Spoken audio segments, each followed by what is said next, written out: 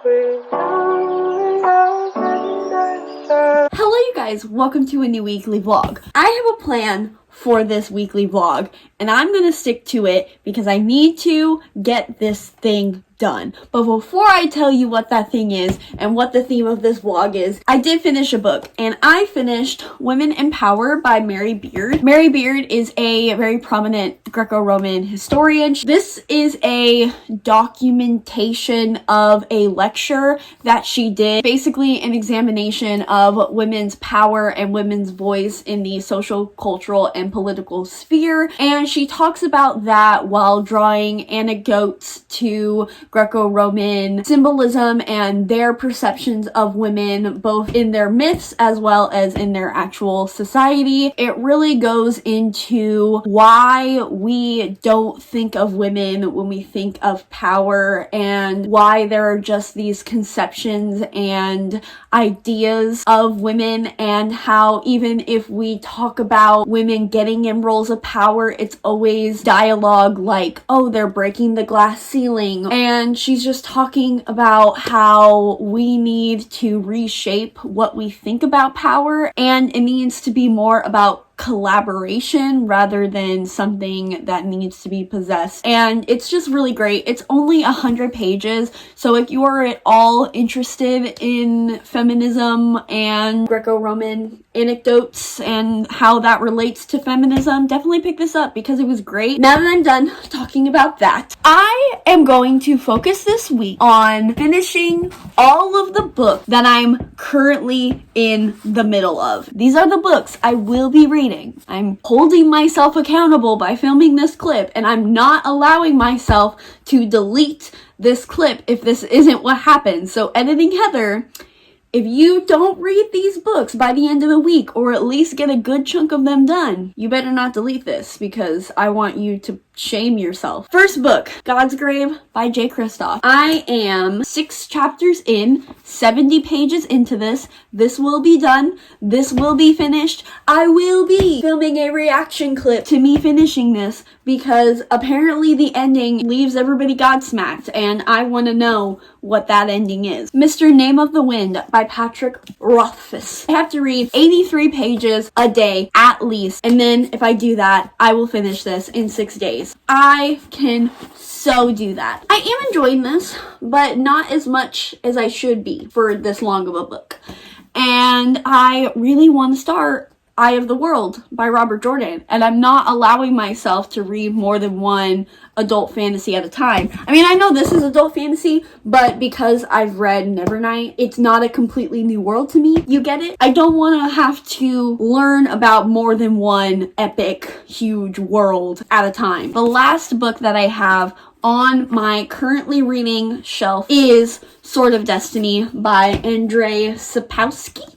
This is the second book in the Witcher saga, and it is the second short story. I've already read the first short story in this, which was a fantastic time, I gotta say. This one I'm already really loving a lot more than The Last Wish. I thought the first story was fantastic. Geralt fucks a dragon, which it's a great time. That's not what the story is about, but like it happens, and I just wanted to put that in there just as a persuasion to start this series. This vlog is just going to be adult high fantasy. Only 370 pages. So I can totally knock this out. I have a great setup for me right here. This is a full and thorough week of reading, and I'm very excited to get through all of these. Hello, you guys. Excuse the kind of awkward positioning, but I got a package from Thrift Books.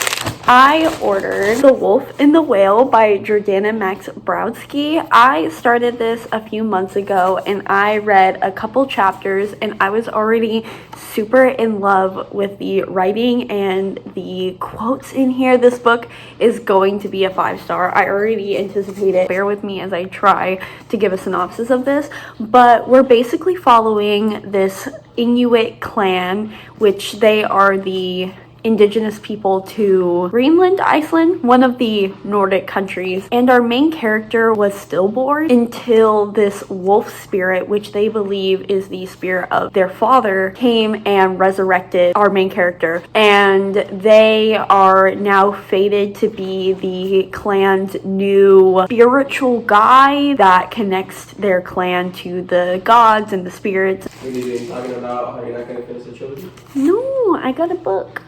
Another one? Yeah. At some point, I believe that this Inuit people and the Vikings connect and they interact with each other.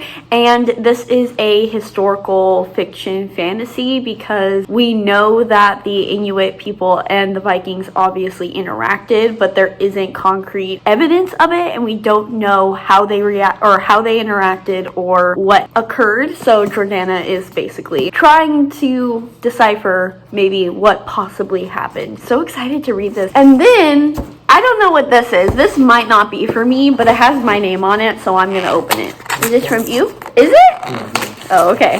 But it's something really like, I'll take credit for it. Okay, that's fair. Okay, this is the other book I ordered. Why is it in such a strange box? This is like such excessive packaging for a small book. So, the second book I got is The Lies of Loch Lamora by Scott Lynch. This is a heist novel, I think. Maybe it's not a heist, but it's definitely compared to Six of Crows a lot. And we follow Loch Lamora, and he is this morally gray thief kind of underground character, and it's just him getting up to some buffoonery. And I have just heard nothing but great things about this series. Every single person that reads this absolutely loves it. The humor is supposedly amazing. So I'm very, very excited to read this.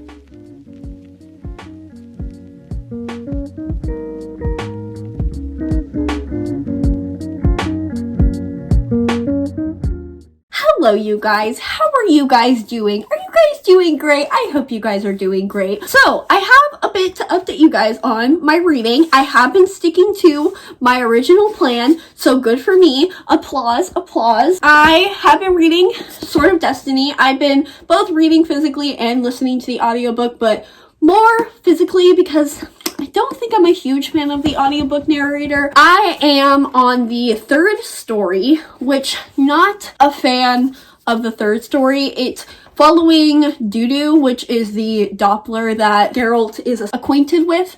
And it's just a lot about marketing because he's basically impersonating this merchant guy and getting a bunch of profits and impersonating him and the drama with that. But there's a lot of economics and like profits and the market and don't care. But the second story was about Geralt and Yennefer and their relationship, and loved that one. I love Geralt. I just love him so much, and I love this series because it's so ridiculous and it has those fantasy feels and that immersiveness of fantasy, but it also kind of makes fun of itself, and it really is the Shrek of fantasy. Then I have been reading Name of the Wind. I am pretty much halfway done with Name of the Wind. This is getting good. This book is very much a coming of age story. This is about Kvothe, and he's telling his story to this bard and all of those things. First part of his story is about him as a child and how he grew up in a trope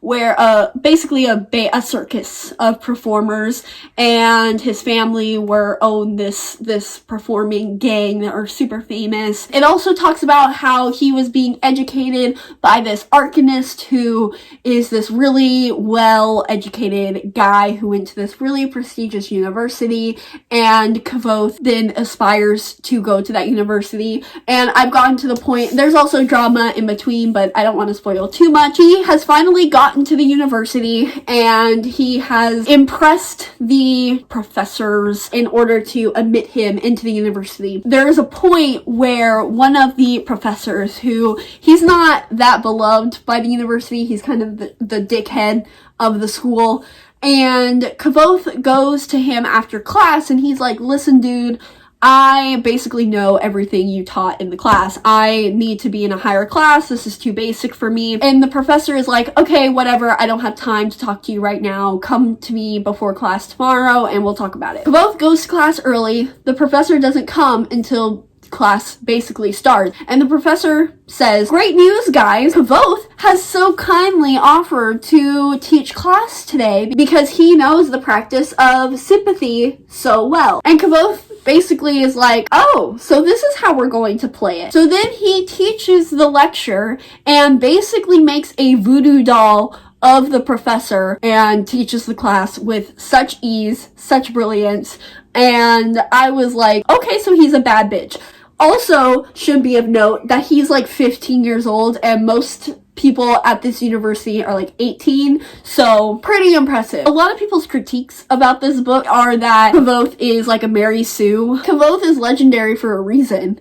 And I really don't care that he's great at everything because it's fun to read about. It's fun to see him constantly be a prodigy and like an underdog and just know all of these things and constantly outsmart the people that underestimate him. I would rather read about a character that knows everything and is good at everything than a character that doesn't do anything and that is boring. I was getting a little skeptical with this book until I got to the point where he finally got to the university, because I would say the beginning is really good, but then once something happens and Kavoth goes to a different place, it gets really boring because it's kind of just depressing and sad, and I don't like reading sad things, so I was just, okay, we get it, you're depressed and you're sad and you're poor, but can we like get to the action, you know? I'm very insensitive that way. So now that things are getting interesting, hoping that stays that way. Hello you guys, so I have quite a bit to update you guys on. I finished Sword of Destiny last night, and I really enjoyed this. I gave this a 4-star. Only problem with short stories is there are going to be some that you're bound to be bored with or not enjoy as much as the others. But I did really like the relationship between Geralt and Ciri in this. This is the book where we really start to see them develop their relationship. Overall, I really enjoyed this. I liked the stories in here. 4 out of 5 stars. It was a great time. I've made a good chunk through Name of the Wind. I am really fucking enjoying it now. I had my doubts, and honestly, I was kind of letting outside opinions influence me a little bit, because almost everyone who are big high fantasy readers that I watch on YouTube, pretty much the big ones like Daniel Green and Elliot Brooks, they don't like this book because they say that it's super boring. And if they are well versed in the genre, then I'm like, oh, well then why am I wasting my time if this is not only a chunky tome of a high fantasy, but it's also boring in comparison to other high fantasies. But I am really loving it now. I think it's just because of how much time we spent with Kavoth. We spend a lot of time in his head. You're just invested in his life and what's going on.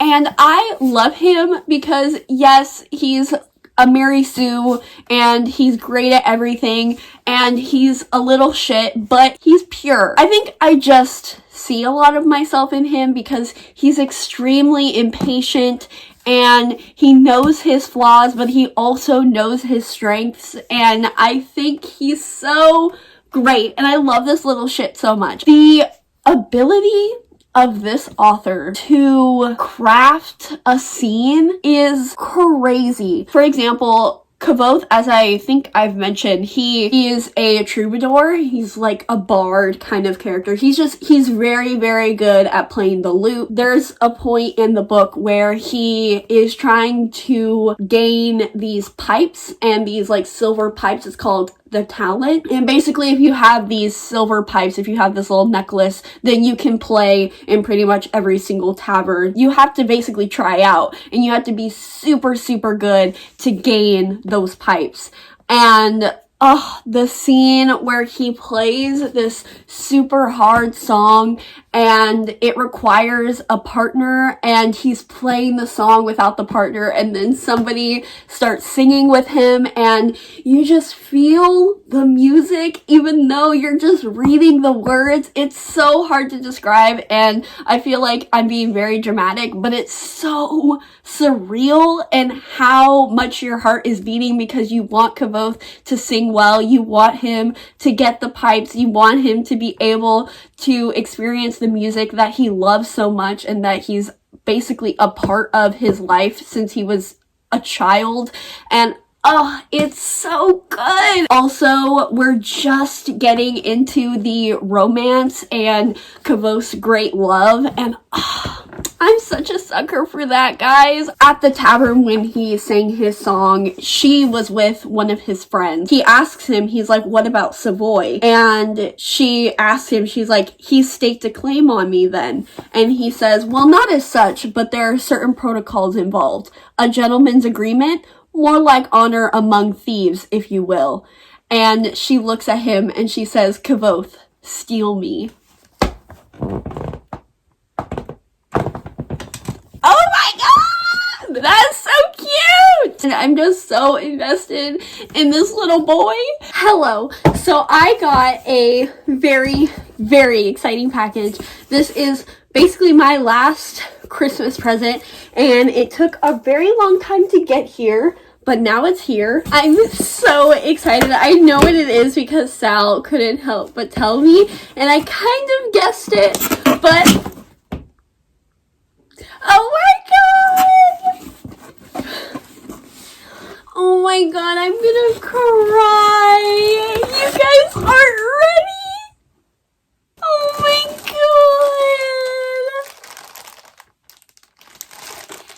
He got me the T-Dragon plushies! Look at the little Rufo! Oh my god, I love him so much. He's so cute. And the little kids are cute. Know that I'm an adult and I know that I'm 20 years old, but they're so cute. He's a little baby. I'm a little baby. And then the little baby Jasmine. Oh my god. This is the best thing ever. Hello. So I'm in the middle of doing my makeup right now, but I got another package and listen, this is the last book I am buying for a long time, okay? I'm putting myself on a book buying ban. Joe Abercrombie's The Blade itself. This, of course I had to get the floppy paperback edition. I don't know too much about it. I just know that this is like the king of grim dark fantasy and Joe Abercrombie is incredible. Ooh, look at him in the dust jacket. Okay, sir. It just says, murderous conspiracies rise to the surface, old scores are ready to be settled, and the line between hero and villain is sharp enough to draw blood. Alright, I'm expecting some melodramatics. I'm ready to give it a shot. I know you guys are probably sick and tired of my egotistical ass, but can we talk about this dress and how fucking good I look? I'm sorry.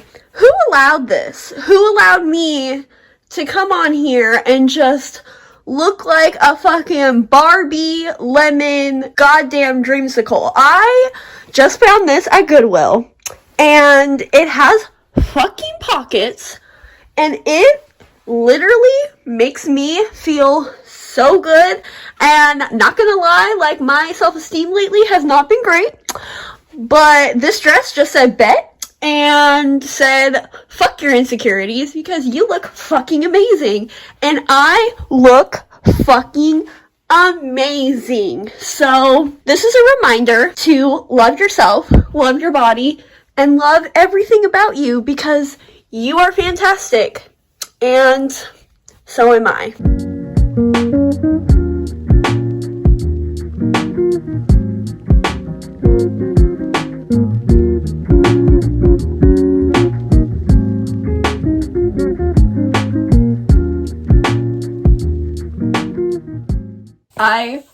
fucking finished Name of the Wind. I am exhausted. I am going to give it a strong 4-star. I enjoyed the intimacy and just the sheer investment we have with Kvothe. That is to be expected, and that is what I was hoping to gain from this story. So in that instance, I think the book knocked it out of the park. I think the way in which Patrick Rothfuss makes Kvothe so relatable while still having that extraordinary aspect to him where he's just super smart and calculating, but he's still aware of his flaws. I definitely felt so invested. One thing that I was missing from the story is the fantasy. I was under the impression that this was a high fantasy, and honestly, I don't know if I would categorize it as that. It's definitely fantasy, but the magic is definitely not the forefront of the story. Kvothe fights a dragon and he performs magical properties and things of that nature, but maybe it's because the magic system is so coincided with science. It's very science is magic, magic is science kind of based. Everything has a scientific reasoning behind why it works and how it works. Maybe that's why it kind of takes me out of the fantastical elements, but also there's just not a whole lot of instances where magic is used. It was really exhaustive to read, but once I committed the time to reading it, it was super immersive and it was nice to just get lost in for a while. The way in which Patrick Rothfuss makes you feel for this character and makes you want them to thrive and everything to work out is very impressive. I think I might do a review for this book just so I can get my thoughts out there on my channel and, you know, more content. We love that. So look out for that. That's going to be the end of our Name of the Wind discussion. Now, God's Grave. I bet y'all thought I forgot. I didn't forget. I haven't read it since. So am I going to finish it before this vlog? We'll see. I'm really not liking that every single chapter starts with a backstory. I remember Nevernight having a lot of backstories too, but I can't remember it starting the chapter with a backstory every single time. Maybe I'm wrong. That's fine because it's the first book in a series, but it's really annoying that every single chapter we are in 2 different time periods, and I just hate dual time periods. I don't like them. It takes me out of the story, and it's so freaking annoying because I just want to be with the fucking gladiators, and I'm having to go be in God's Grave where Mia's freaking trying to infiltrate and get this stupid map that I don't care about. Maybe it's just because I don't care about that plot yet, and once I do, I'll be like, okay, it's fine, but I want to know what the hell is happening with the gladiators. I want some fighting. I want some killing. I want all of the things, and I keep getting interrupted. Listen, y'all can have Trick or Ash, but I'm out here standing Furion. I'm sorry, but I'm different. I know that Mia would cut my tongue out for saying this, but she is so fucking soft. And this book has just confirmed that Mia Corvere is a Hufflepuff, and you can try to convince me otherwise, but it's in the page. There are so many instances where her loyalty and her compassion is such a core part of her, and this book is really showing that. I think Nevernight was where she kept trying to reject that, and in God's Grave she is trying to reject that too, but this is just proving that that is a core part of her. And the original quote that I first highlighted is when she is talking to archives guy in the church, and he says, "Don't you find it ironic that your entrance into a cult of assassins was saving dozens of lives?" And that basically just sums up her character and all of those things. So yeah, she's fucking soft. Okay, so I only have a couple chapters left of God's Grave, so I'm just going to record myself and just see what happens because shit's about to go down and I already know that.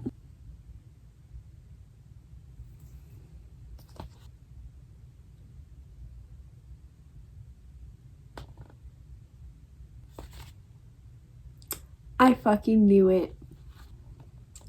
Yes!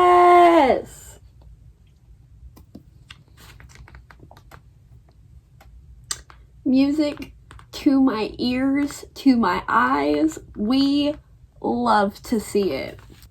Wait a minute. What's happening right now? What? Are you kidding me? I knew it was too easy. I knew that was too easy. We couldn't have it all. There's still a third book. Oh shit!